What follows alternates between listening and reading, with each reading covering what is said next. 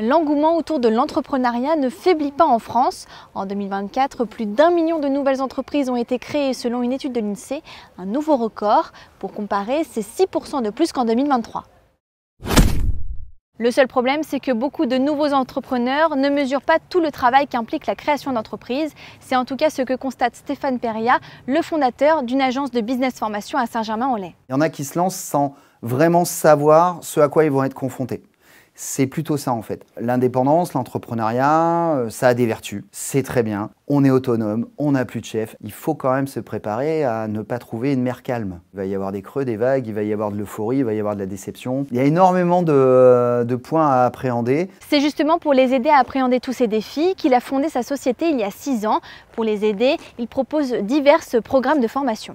Le tout premier conseil, c'est de correctement structurer leur offre, qu'elle soit claire, qu'elle soit fluide, qu'elle soit facilement compréhensible. Le deuxième conseil, ça va être, là déjà on rentre plus dans la technique commerciale, on va beaucoup parler du ciblage pour être certain qu'on va adresser les bons prospects. On peut cibler par secteur d'activité, on peut cibler par taille d'entreprise, on peut cibler par secteur géographique.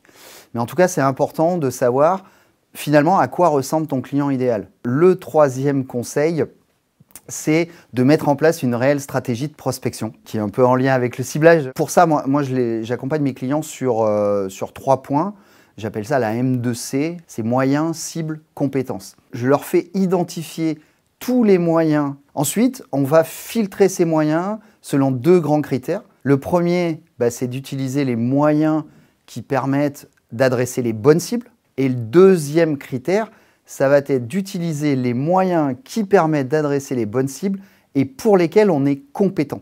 Il ne suffit pas d'avoir un bon produit, un bon service. Il faut le vendre. Le 4e conseil, c'est de maîtriser des méthodes et des techniques de vente. Le 5e conseil, c'est de mettre en place des outils et des moyens de piloter son activité et son entreprise. Si on fait un parallèle avec la mer, on ne prend pas un bateau et on navigue pas sans avoir défini un cap et sans avoir des outils qui permettent de tenir le cap. C'est un peu le même principe pour l'entreprise, ce qui nous amène à un conseil 5 bis, je vais l'appeler comme ça, c'est de commencer par se fixer les objectifs.